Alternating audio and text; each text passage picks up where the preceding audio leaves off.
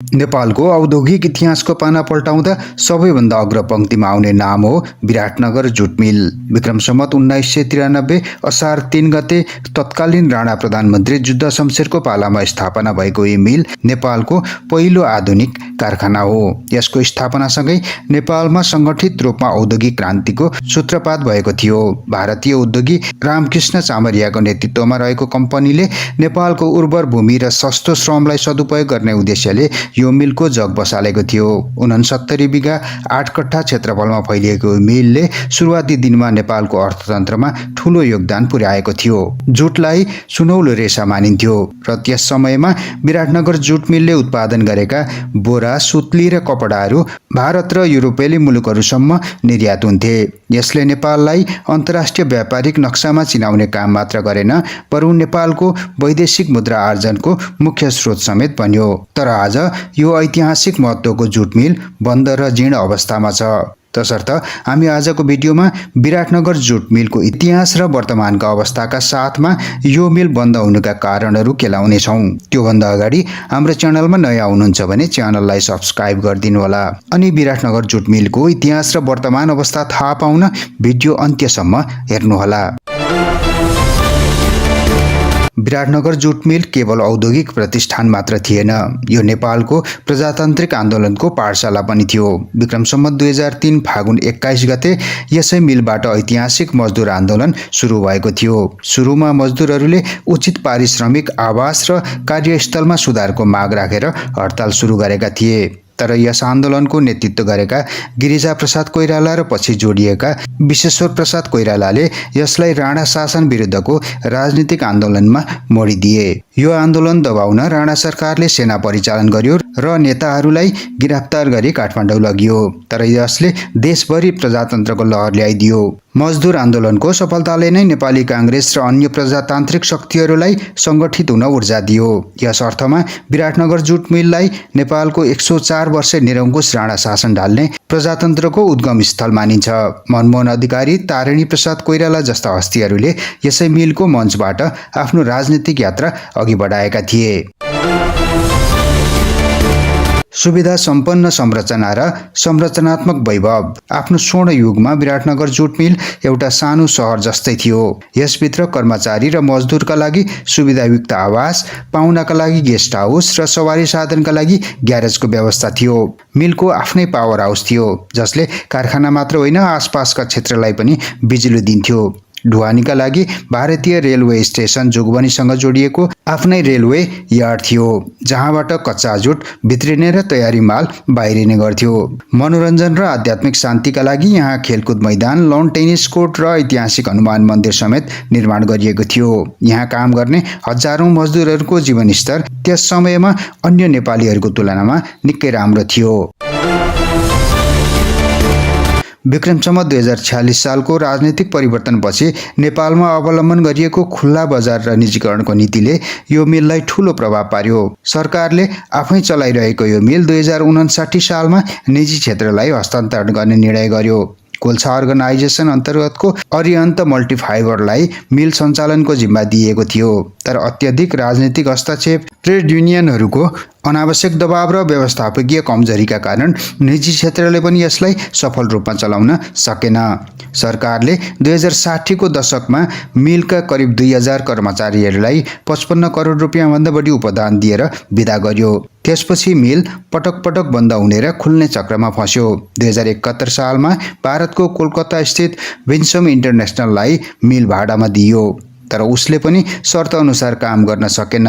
पछिल्लो पटक 2075 भदौमा मिल पुनः सञ्चालनमा ल्याउने प्रयास भयो। दैनिक केही क्विन्टल सुत्ली उत्पादन पनि भयो, तर आर्थिक अभावका कारण मिल फेरि बन्द भयो। मिल बन्द हुनुका कारणहरू। विराटनगर जुट मिल धराशायी हुनुमा कुनै एउटा मात्र कारण जिम्मेवार छैन, बरु यो धेरै समस्याहरूको सञ्चित परिणाम हो। अत्यधिक राजनीतिकरण। मिलको सञ्चालक समितिदेखि मजदुर युनियनसम्म राजनीतिक दलहरूको अखाडा बन्यो। नियुक्तिको आधार दक्षता नभई राजनीतिक पहुँच हुन थालेपछि मिलको आर्थिक स्वास्थ्य बिग्रँदै गयो। पुरानो प्रविधि र मेसिनरी। मिलमा रहेका मेसिनहरू विक्रम सम्वत 1993 कै प्रविधिका छन्। छिमेकी देशहरूमा अत्याधुनिक मेसिनबाट कम लागतमा धेरै उत्पादन भइरहँदा नेपालको यो मिलले पुरानो मेसिनबाट प्रतिस्पर्धा गर्न सकेन। मेसिनहरू बारम्बार बिग्रिने र पार्ट पूर्जाहरू नपाउने समस्याले उत्पादन लागत आकाशियो, जसले गर्दा मिल आर्थिक अभावका कारण बन्द हुन पुग्यो। कच्चा पदार्थको अभाव। कुनै समय नेपाल जुट निर्यातमा आत्मनिर्भर थियो, तर किसानहरूले जुटको उचित मूल्य नपाएपछि र सरकारले प्रोत्साहन नगरेपछि नेपालमा जुट खेती घट्दै गयो। अहिले सञ्चालनमा रहेका अन्य निजी जुट मिलहरूले पनि भारत र बङ्गलादेशबाट कच्चा जुट आयात गर्नुपर्ने अवस्था छ। व्यवस्थापकीय भ्रष्टाचार। मिलको सम्पत्ति र बजेटमाथि पटक पटक अनियमितता भएका उजुरीहरू परे।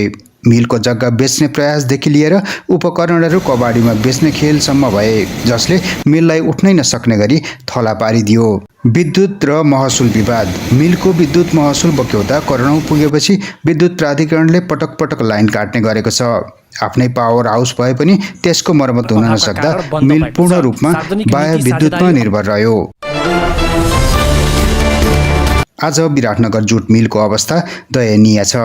69 बिघामा फैलिएको यो ऐतिहासिक क्षेत्र अहिले झाडी र खिया लागेका फलामका थुप्रामा परिणत भएको छ। मिलका भवनहरू भत्किने अवस्थामा छन् भने बहुमूल्य काठ र मेसिनका पार्ट पूर्जाहरू चोरी हुने जोखिम बढेको छ। मिलको स्वामित्वमा रहेको अरबौंको जग्गामा धेरैले आँखा गाडेका छन्। यो क्षेत्र र यो मिलसँग सम्बन्धित केही व्यक्तिहरू नै यो मिल बन्द होस् भन्ने चाहन्छन्, किनकि उनीहरू मिल बन्द भयो भने मिलको स्वामित्वमा रहेको बहुमूल्य जग्गा प्लटिङ गरेर बिक्री गरी करोडौं कुम्ल्याउने दाउमा रहेका छन्। यो योजनामा नेपालका उच्च पदस्थ कर्मचारीदेखि लिएर विभिन्न दलका नेता कार्यकर्ताहरू नै सामेल छन्, जसकारण यो समूहले विभिन्न समस्या सिर्जना गरी मिललाई जीर्ण अवस्थामा पुर्याएको मिलसँग सम्बन्धित व्यक्तिहरू बताउँछन्। पछिल्लो समय यो मिल एक पर्यटकीय गन्तव्य र चलचित्र छायाङ्कनको स्थल जस्तो मात्र बनेको छ। नेपालको पहिलो उद्योग हेर्न आउने मानिसहरू यहाँको जीर्ण अवस्था देखेर खिन्न हुने गर्छन्। सरकारले यसलाई कहिले सरकारी तवरबाटै चलाउने त कहिले निजी क्षेत्रलाई दिने भन्दै आश्वासन दिइरहे पनि ठोस काम हुन सकेको छैन। विराटनगर जुट मिललाई पुरानै अवस्थामा फर्काउन असम्भव जस्तै देखिए पनि यसले आधुनिक ढाँचामा पुनर्जीवन दिन सकिने सम्भावनाहरू अझै बाँकी छन्। अहिले नेपालको राजनीतिमा आमूल परिवर्तन भएको छ।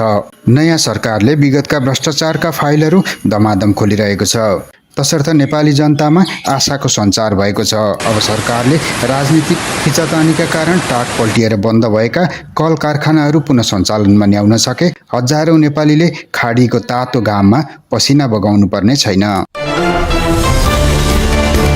विराटनगर जुट मिल नेपालको औद्योगिक पहिचान र प्रजातान्त्रिक आन्दोलनको गौरव हो।